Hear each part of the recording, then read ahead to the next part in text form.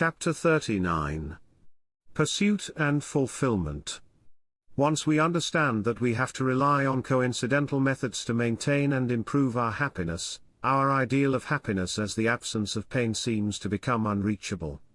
The insecurity connected to them is bound to give rise to periods in which the fulfillment of our needs is not provided to our satisfaction. The continued perfection of our satisfaction appears to be a far-fetched dream that may not be obtainable until we achieve ultimate insight and power and consummate our cooperation with other humans. More than that, the expansionary drive of our needs does not appear to permit us much reprieve. States without pain are at best momentary, and we quickly find ourselves oriented toward further objectives.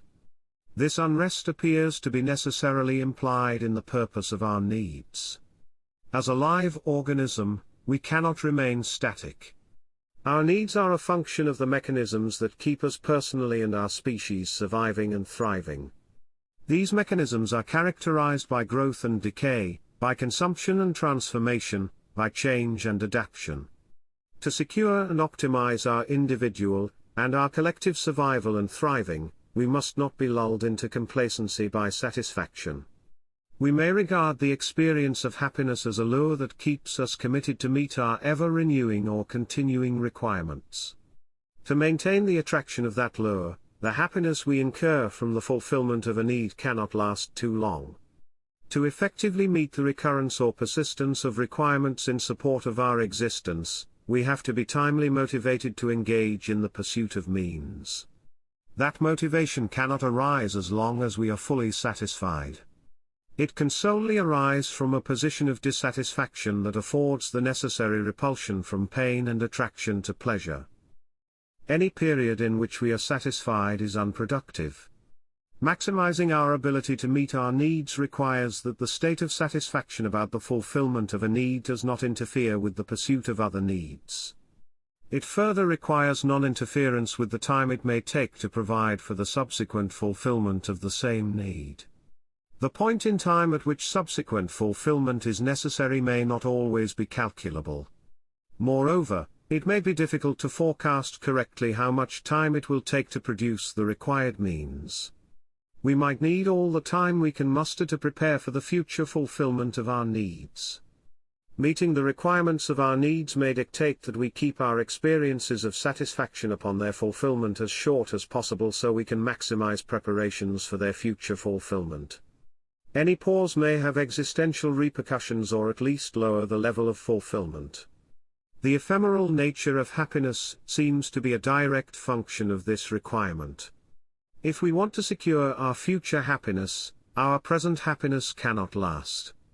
There does not appear to be anything we can do to hold on to happiness, to keep it from slipping away.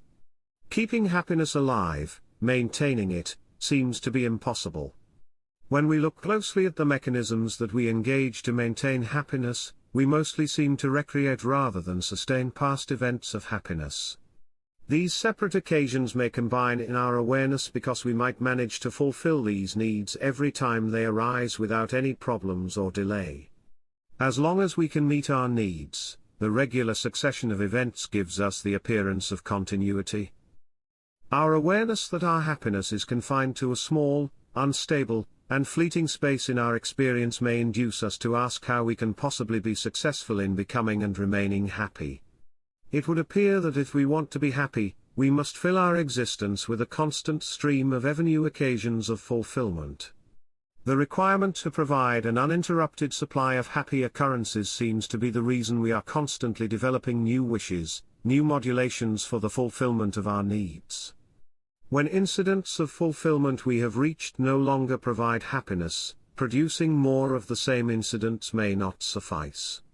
Our needs may not have reset to where we are incentivized to repeat a pursuit. We may find ourselves in a condition where the pleasure of fulfillment has subsided but the fulfillment that caused it has not. To maintain the flow of happy occurrences, we may have to reach higher stages of fulfillment. This demand finds a match in the facilities of our imagination to give rise to ever-new wishes. Our never-ending supply of wishes takes command of our pursuits. Whatever we may have accomplished, we always identify something else to achieve. We must unremittingly set new targets in the hope that they can supply more experiences of happiness.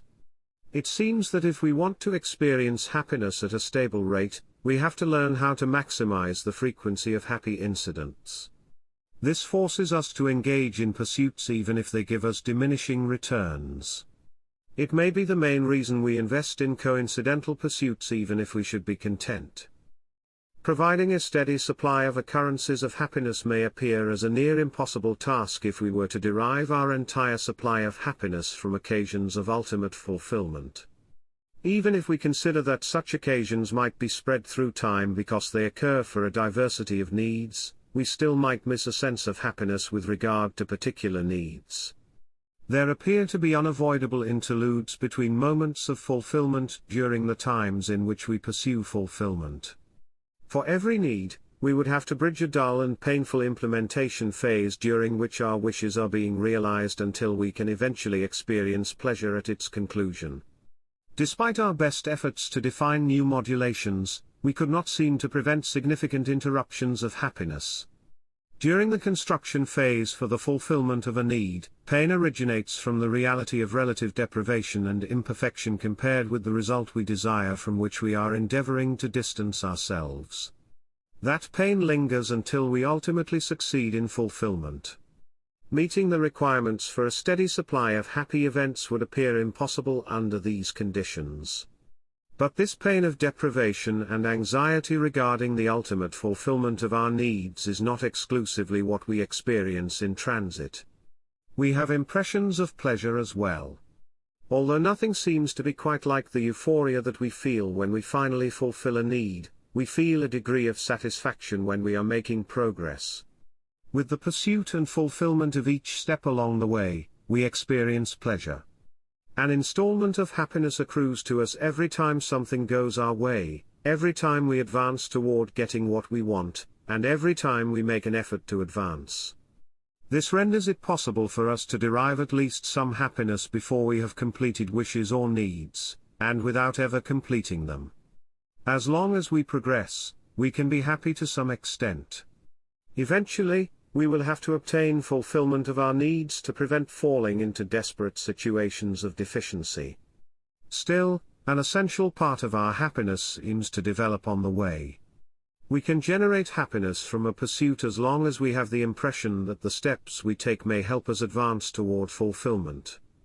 Regardless of how small our successes and how futile our efforts might ultimately turn out to be, we seem to be able to wrestle increments of happiness from our struggle. This aspect of how we generate happiness may assist us in developing our capabilities to overcome great obstacles. It may be a substantial cause for the success of human development and for the persistence of our species. Given this incremental source for happiness, we might become confident that, with sufficient planning and effort, we should be able to secure a sufficient supply of happy events to build and maintain an adequate level of happiness. Our need to generate a steady stream of happy occurrences requires us to plan and to focus our efforts on arranging our future. We have to determine how we can best fulfill our needs with the production of a steady stream of advancements. The objectives of ultimate fulfillment and of incremental fulfillment seem to be generally linked and aligned. We do not derive pleasure from intervals that are not serving our objective of attaining ultimate satisfaction. We further derive increased pleasure from intervals that promote reaching ultimate fulfillment more than other steps. The development and implementation of strategies that maximize happiness during and at the end of our pursuits may call for extensive efforts of investigating our needs and circumstances and how they translate into wishes and means. We may have to make arrangements in advance of incidents of deprivation to reach the best effectiveness and efficiency. If we would merely address our immediate needs and work with circumstances as they present themselves, we might miss opportunities for success because we might not render the most advantageous assessments under pressure. Moreover, our selection of available resources as well as our awareness of their availability might be limited at that time. We must conceive and find or create the necessary means in time to join the requirements of our pursuits when these means are needed. Yet, aside from such substantive provisions for our needs, We must also schedule events of happiness in sufficient frequency to uphold our level of satisfaction. We thus may serve two not always congruent objectives. The supply of incremental happiness, through prudent planning and management, seems to be able to make our happiness increasingly secure. But the pressure of having to create a never-ending supply of increments can create negative consequences as well. We may become so preoccupied with producing incremental rewards that we lose sight of larger strategies in the service of a need, the need itself, or the requirement to coordinate pursuits of all our needs into a reconciled total. Additionally, our focus on the uninterrupted production of happiness from oncoming incidents may cause us to lose sight of the present as the point where we experience happiness. Our mind may be focused so much on planning and implementing future events of happiness, on what is next, that we are incapable of registering, valuing, or enjoying current incidents of happiness. Our concentration on securing the flow of events may cause us to view the present as a mere staging ground for the future. We may be so preoccupied with inventing, building, keeping up, and increasing the quality and quantity of production of our happiness that we may discount the present experience of happiness and might even lose the ability to experience happiness. We may be so possessed by our concerns regarding our future rewards that we may never be content with what we have achieved and never be at peace. We may live in fear of not being able to provide the future fulfillment of our needs. We may be burdened with the pain of a perennial struggle for our happiness. The procedures of planning and implementing happiness may interfere with the happiness we seek with these efforts. The undertaking that causes happiness might then also intrinsically prevent or impede our enjoyment of that happiness. Our discernment of this adversity is based on the concept that happiness moves in two distinct phases of accumulation of means and their enjoyment, of activity and rest. We experience moments of rest at the instant our needs are fulfilled and their deprivation is dissolved in pleasure. These moments appear to be reserved to occasions when the quality of fulfillment meets or sufficiently closely approaches our imagined ideals of fulfillment. We treasure the experience of such incidents of repose, of unproductive enjoyment, of calm and peace. We treasure these moments because we are so consumed in an emotion of pleasure that we can ignore the past, present, and future pain and fear in our existence. We can excise these moments and completely envelop ourselves in the sensation of accomplishment. They are samples of perfection. We are united with an idyllic state of happiness we idealize. We are wrapped up in pleasure as our sole sensation. We want to hold on to this state of happiness as long as we can. To enjoy this happiness, we must free ourselves from regrets and nostalgia for the past, present incompatibilities or pressures, and hopes and fears concerning the future. We have to quiet our mind. We cannot let past, present or future disharmony between reality and our needs encroach upon our impression of present harmony between a particular need and reality. We have to rest our mind in the instant when we complete the pursuit of a need. Only, this phase of basking in our accomplishments cannot endure because other needs and wishes and eventually the same need and wishes again require our involvement in their pursuit. If we would remain arrested in this phase, we could not exist. We must wake from our bliss and focus on what is still or again amiss with our needs. We must immerse ourselves in the awareness of pain to let it inspire us. While there appears to be a partial truth in this viewpoint, our experiences of happiness during our pursuits refute a phased concept of happiness in other parts. That our experiences of happiness are not separated from the phases of pursuit seems to suggest that there must be an additional source of happiness that is inherent in the production process. That source may appear mysterious because it is not immediately obvious to us how impressions of happiness can originate during the pursuit of our needs. Even if we accomplish an intermediary step short of the fulfillment of the related need, there is no direct effect yet on the fulfillment of the correlated need. We remain occupied in the implementation period leading up to it. The conditions triggering satisfaction have not yet been created. If anything, we should sense more pain because our anticipation of impending fulfillment heightens our awareness of our present disconnection from that point. In the fulfillment of a need, we incur happiness as an automated physiological response in our body because certain conditions that satisfy its requirements are met. In the absence of these conditions, that physiological response is absent. If it would arise from partly successful pursuits, we would eliminate or at least reduce the motivating impact of its anticipated emotional release. But such a reduction does not occur. Experiencing happiness along the way of a pursuit does not appear to lower our desire. Consequently, the source of our happiness during our pursuits must differ from the mechanisms triggered upon fulfillment. We might derive some happiness in the course of pursuing a need because other needs that are interested in the pursuit derive fulfillment at earlier stages during its pursuit. While this may explain many intermediary experiences of happiness, it fails to explain all of them. We enjoy the accomplishment of steps even if we are merely pursuing a singular need and no other needs are interested in the manner of its pursuit. The reason we experience happiness during a pursuit seems to be that we approach the stage of fulfillment. This emotion seems to be closely related to the anticipation of pleasure that we define as desire. However, while desire describes our feelings about the absence of pleasure, about our remoteness from it, approximatory happiness is different in that it describes satisfaction about the headway we are making toward pleasure. We appear to generate pleasure through the increased likelihood that we will achieve ultimate pleasure. Although that pleasure seems to be related to the pleasure we experience upon fulfillment, it seems to exist separately because it does not detract from the ultimate pleasure that arises when fulfillment is reached. Approximatory pleasure appears to have its counterpart in approximatory pain of fear that we sense when we presume to approach an event of pain. Here again, the emotion springing from approximation is closely related but does not combine with the pain that might be experienced in the future. In both instances, we generate present emotions in derivation of our imagination of future emotions. This may make us reconsider the correlation of desire and pleasure as a parallel of fear and pain. It appears more appropriate to pair approximatory pleasure with pleasure. While desire is a form of anticipation of pleasure, its yearning towards something that is not denotes an emotion that is closer related to pain. Approximatory pleasure appears to be derived from the understanding that the materialization of a step assists in approximating the ultimate fulfillment of a need. To be happy about an intermediary accomplishment, we have to find it useful.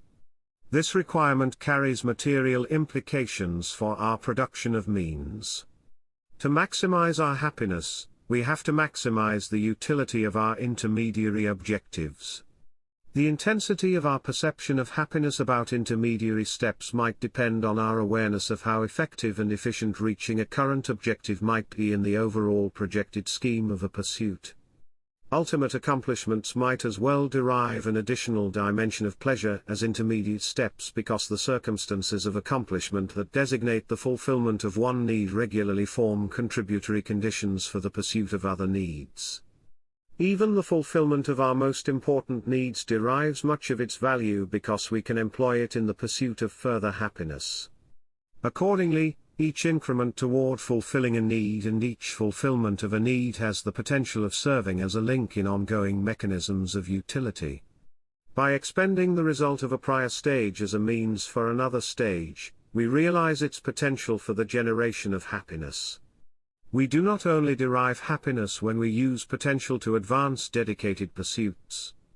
We feel it when we build or acquire potential or save it. But this is also part of our pursuits. Because all these activities advance us, they consolidate in the production of approximatory pleasure. We may then conclude that the pursuit of happiness generates a happiness of pursuit for us. Although such a dynamic experience of happiness arises from the approximation toward fulfillment, it appears to remain antithetical to the concept of ultimate fulfillment. We sense happiness we would like to keep about the fulfillment of a need on its own account. Yet we also sense happiness upon its fulfillment because of its utility for other needs. This utility appears to be the underlying reason that we possess needs, seek their fulfillment, and sense happiness about their accomplishment. The experience of these viewpoints appears to confirm the separation of happiness into the two states of motion and rest, of production and enjoyment, of tension and relaxation. Dynamic happiness derives from activity, from change, from the succession of states, from looking forward. We become impatient with stagnation and perceive it as wasteful. Focusing on happiness in that manner causes us to oppose a state of rest because we concentrate on what is to be accomplished. When we focus on happiness as a relaxed state of accomplishment, we tend to criticize our forward-looking motivation and we become arrested in the moment. We may view the requirements of pursuit as disturbances of our happiness or as unavoidable necessities in securing fulfillment of our needs. This static type of happiness seems to be disturbed by our concern for the production of happiness, although it is supported by that function. Even as we derive pleasure from the forward movement of pursuits, we might wish that we could stop at least for some time and enjoy accomplishment on its own terms. We may wish for a reprieve, that we could step back from the condition of unending activity and rest before we must go on. As much as these aspects appear to contradict each other, each fulfills an important function in the production of happiness. The reward of ultimate satisfaction of a need incentivizes constructive activities because it gives them purpose. We engage in pursuits to fulfill our needs principally on account of the emotional distance that underlies our pain-pleasure mechanism. But positive rewards upon the achievement of steps along the way help us to focus our dedication on practical steps. To make them work, however, there has to be an anticipated phase of ultimate reward whose experience is separate from accumulated incremental rewards. There has to be a hierarchy that reserves a sufficiently precious portion of satisfaction to ultimate fulfillment. The building intensity of experiences of happiness along the way culminating in an ultimate sensation of satisfaction delivers that hierarchy.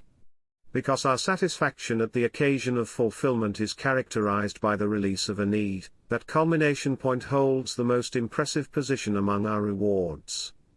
It constitutes the most complete experience of happiness because it empowers us to leave all our tribulations and anxieties of pursuing that need behind. We can, at least for that moment, concentrate on the sensation of a profound satisfaction over the perfection that is inherent in the fulfillment of a need. Although such a sensation may only be momentary, the radical impression of actual release is bound to loom more powerfully in our mind than the totality of its approximations during its pursuit. The installments of happiness we derive during pursuits are weaker because they are mere foreshadowings of happiness we hope to experience upon fulfillment. The failure of these increments of happiness to represent an autonomous source of happiness makes them appear less real and less valuable even if they provide temporary emotional benefit regardless of ultimate fulfillment. They remain under a shadow of concerns that arise from the insecurity of outcome. The preliminary air of happiness they give us might ultimately be met by pain if the objective of a pursuit remains unfulfilled. Because our happiness during a pursuit is an advance on happiness to come, we receive a countervailing liability of pain if that happiness is not realized. It seems that the impression of happiness we sense during a pursuit will only survive if we can fulfill the need we pursue. Moreover, our impression will only be secure from revisions if we can experience fulfillment, in the imagined splendor. The fact that the intensity of our happiness on the way depends on our expectation of the ultimate satisfaction may tempt us to build the imagined impressiveness and consequences of reaching our objectives to unrealistic heights. We may tell ourselves that our existence will be dramatically different after we achieve a certain goal, that we will reach a higher plateau of happiness. However, if the happiness we imagine to be achieved by reaching an ultimate objective does not correspond in intensity and duration with our idealized expectations, we ultimately pay for our exaggerations with a pain of disappointment that may equal or exceed the ill-founded advances of pleasure. The apparently derivative and potentially illusory nature of the happiness we accrue during our pursuits may cause us to discount the process of pursuit as a source of happiness and to focus on results. But concentrating on the value of ultimate fulfillment binds our emotional state to very temporary incidents. This may prompt us to overestimate the magnificence of fulfillment events as well and to suffer similar effects of disappointment. Even if we should succeed in such fulfillment of our needs, our points of enjoyment would be few and far apart occurrences. Facing such a deficit may prompt us to aggravate our situation. We may maximize our efforts to create the highest possible level of ultimate fulfillment. We might hope to obtain stronger and longer-lasting ultimate experiences of happiness with the satisfaction of riskier or more elaborate strategies. Yet additional risk and cost may work against our attainment of higher levels of happiness. If we choose pursuits that involve higher complexity, we must manage the confluence of more conditions. We are more challenged to produce and assemble the necessary means to a higher result. Venturing into less known terrain compels us to rely more on coincidental factors to succeed. These complications may expose our objectives to intervention by unknown or uncontrollable circumstances. We might incur an elevated threat of hindrance in reaching the fulfillment stage.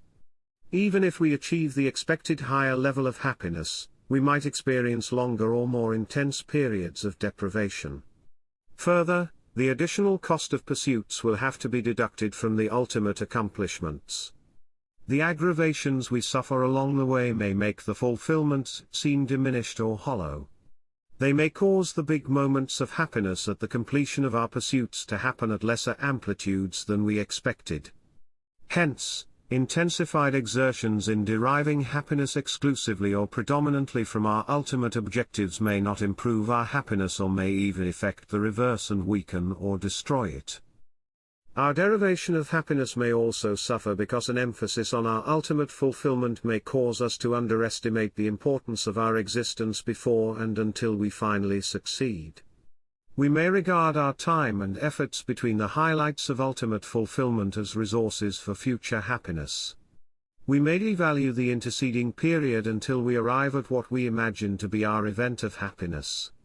We may fail to recognize the separate significance of our existence on the way of fulfilling our wishes. We may hope to pass it as an inconvenient period that we regard to be required for the build-up but worthless in itself. The view that our pursuits are purely instrumental and carry no value of their own may have material consequences for the particularities of means and strategies we choose. We may build, accumulate, and save so we can eventually enjoy the fruits of our labor. We may ignore intermediary objectives that our needs command. We may be more willing to suffer unhappiness on the way to an imagined better fortune. We may accept that denial and hardship are necessary to achieve our dreams or endure them as coincidental burdens.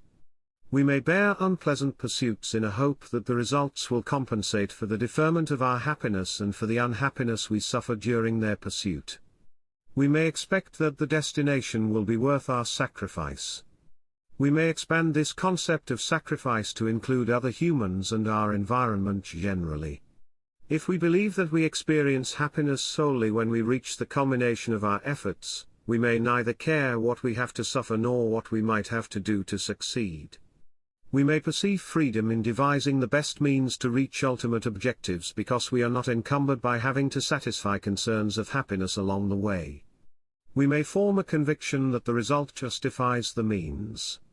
Although we may try to pursue all needs we deem valid to fulfillment, we may phase their pursuits according to their priority, giving precedence to the most pressing priorities at the time and excluding all others until their turn. Our needs tend to counteract such attitudes, at least if they are reconciled. They may be too defined by themselves, entwined with the other objectives we carry individually, and arranged with the pursuits of other individuals to permit pursuits that are purely concentrated on reaching fulfillment without respect to the manner in which they succeed.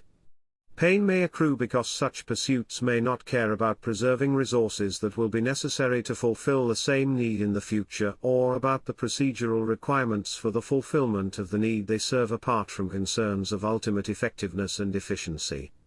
Further, they are bound to apply sequences that are incompatible with and harmful to other needs.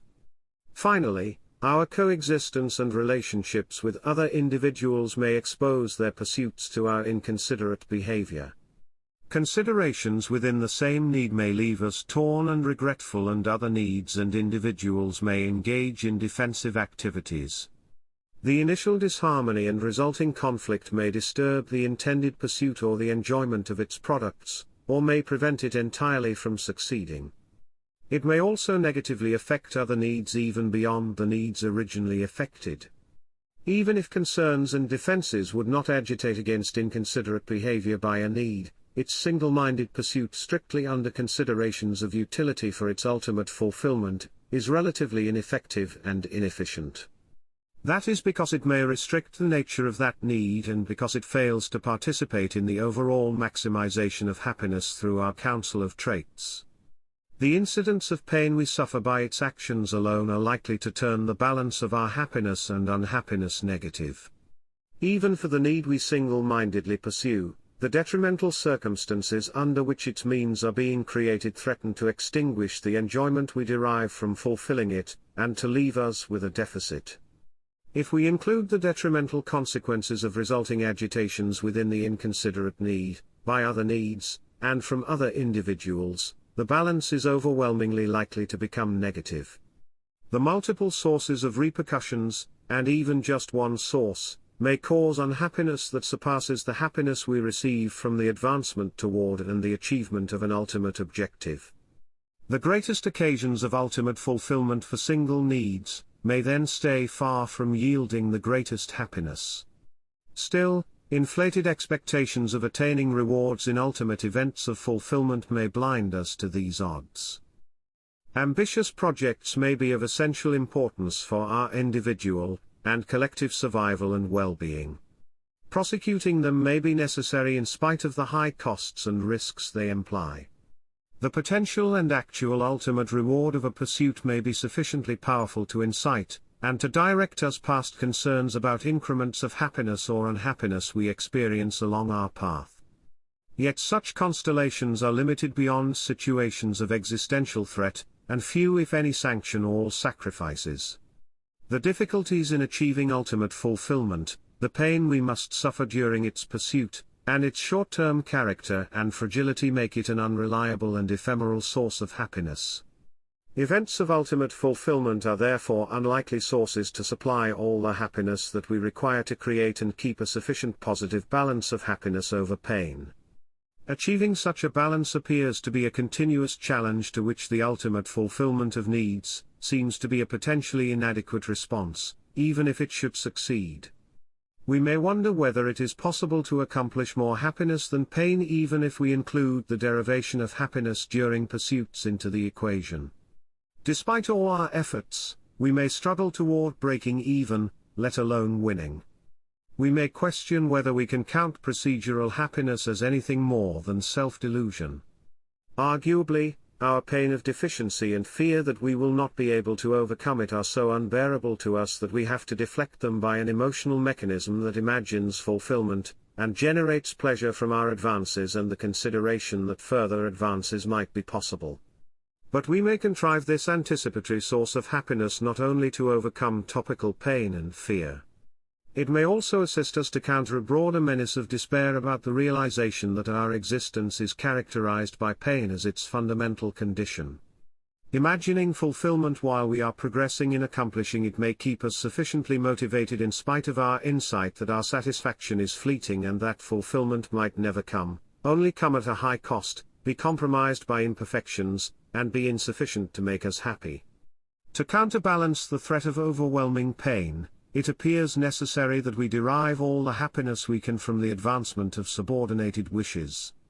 Our ability to develop happiness from incremental advancement toward fulfillment may be an essential source of our motivation to undertake pursuits despite their potential futility. Then again, we do not appear to have a choice whether to pursue our needs.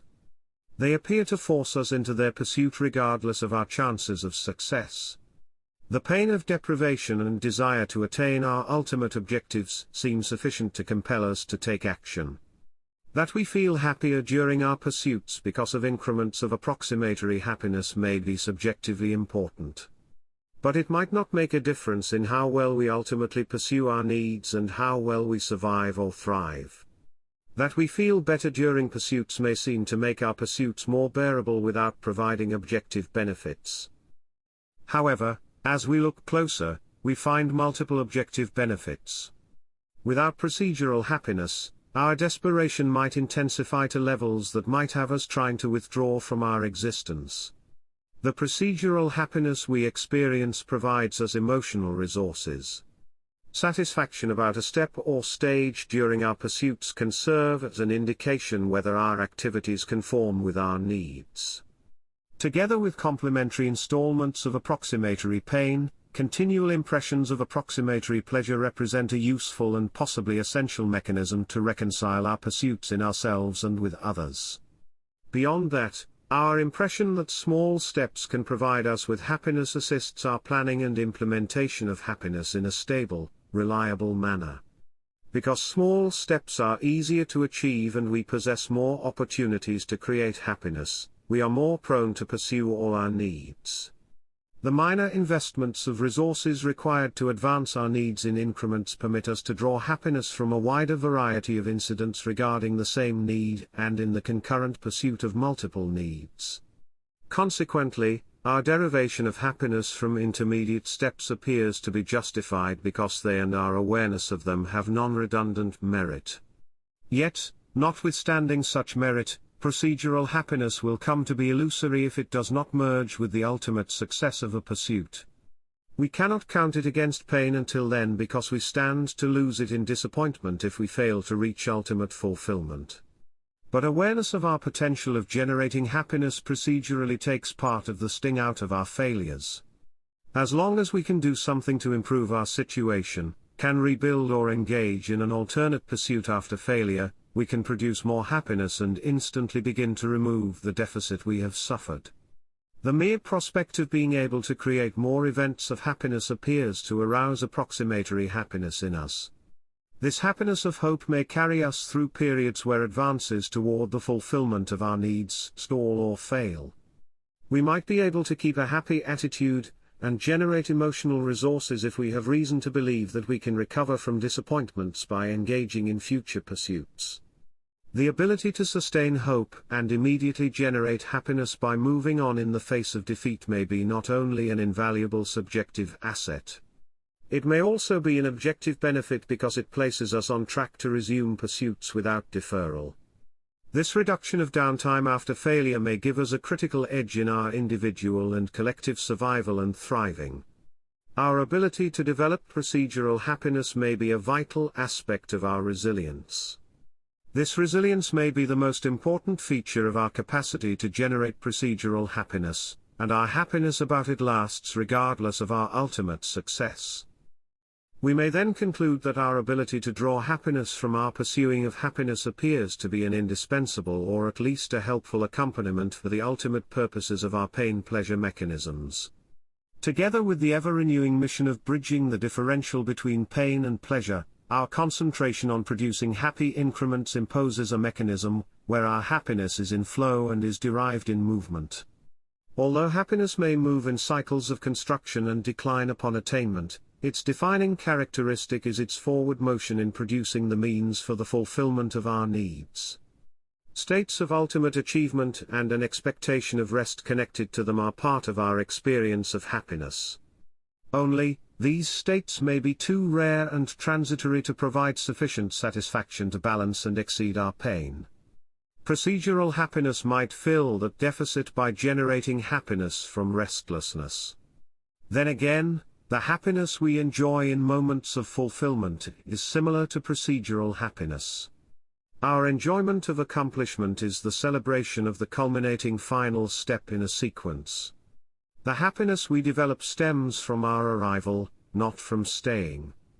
The idea of happiness as rest seems to be in part a wish to recover, which constitutes a step in our pursuits as well. Beyond that, it seems to be a wish to extend moments of satisfaction. But when we contemplate such a state, we understand that it cannot last if we are to secure our needs. Even if we could prolong a state of satisfaction, unhappiness about our failure of pursuing the fulfillment of other requirements might still impress us to destroy that state, or, if such a stimulus failed, we would not uphold our existence. The equation of rest with fulfillment seems to be a myth we tell ourselves to motivate ourselves, to soothe pain during pursuits, and to disguise our subjection to needs that spur us on ceaselessly in cyclical and continuing demands. When we are confronted by rest beyond recuperation, a sense of reality sets in. We comprehend that, as imperfect and arduous as our pursuits might be, the alternative of inactivity promises to be even more painful. We realize that when we stand still, we stop generating happiness. To be happy, we have to advance. With insight regarding the nature of fulfillment, it becomes apparent that the two phases of pursuit and achievement become reconciled in our motivations to advance. They constitute mutually causative aspects of our activities. The value we attribute to reaching an ultimate objective makes us languish for the completion of our pursuits. Conversely, our appreciation for the happiness we incur from intermediary objectives makes us wish that we could leave our achievements behind and move on to new pursuits. That one part of our happiness is generated from departure and another from arrival subjects us to an alternating mindset. Wherever we are in a production cycle, a constituent of our happiness is always missing. Trying to catch up with the aspect that is missing at the time can cause us to engage in unending and possibly accelerating cycles of pursuit and accomplishment. The pain of disconnection from our destination, and the troubles of pursuit propel us to arrive. Yet, after we arrive, the pain of fading satisfaction and the absence of procedural satisfaction pushes us to move on. This pattern can make our existence an impatient oscillation between the aspects of objectives and their pursuits. We desire the aspect we lack at the time, and we switch our desire when we attain it. Our focus on purposes makes us wish that intervening travels between our destinations would go by. Our focus on motion makes us wish we could leave our objectives behind and travel on. We haste from one aspect to the other, wishing that each phase would pass until our existence ceases. The nature of happiness seems to curse us to never being satisfied. We might be able to evade such a mentality somewhat if we acknowledge that each step we take can be a source of happiness regardless of where in our pursuits it is located. We can further improve our happiness if we incorporate the potential of taking these steps in our emotional consideration in the form of hope. Accordingly, every moment in which we proceed or know of our potential to proceed can be a moment of happiness. But to maintain the stream of happiness, we must continue to travel to the destinations of our needs. To keep traveling, we must be sufficiently dissatisfied. For that reason, deficiencies in the fulfillment of our needs must remain. This may become a problem as episodes of fulfillment and pursuit alternate.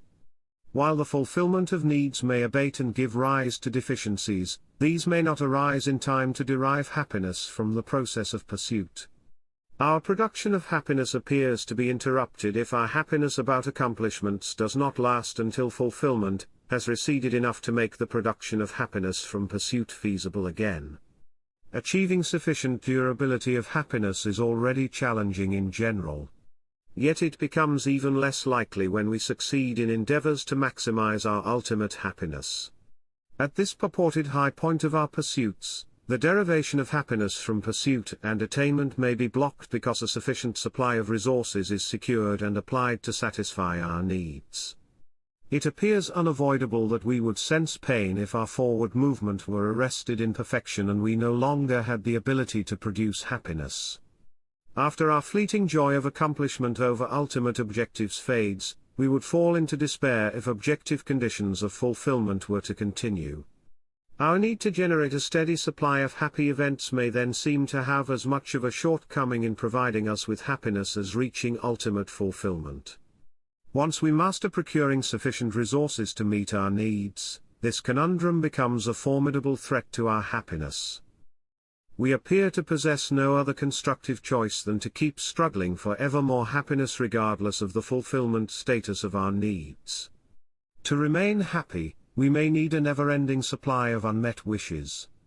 But sustaining the necessary growth of new objectives that deliver increased levels of satisfaction may become more difficult and perhaps impossible as we progress and as our wishes succeed. The development of our knowledge, the perfection of our pursuits, and diversionary refinements may meet limits in producing attractive additions or alternatives to pursuits. The possible increments for growth in our satisfaction may become progressively smaller. While our motivation to keep advancing may be useful and essential during a period of undersupply, a continued growth in means after we have become able to securely fulfill all our needs may seem pointless, and possibly counterproductive. Saturation may infuse unnecessary pain and uncertainty at a time when we might consider it appropriate that we enjoy ourselves. The next chapter explores the consequences of such a state.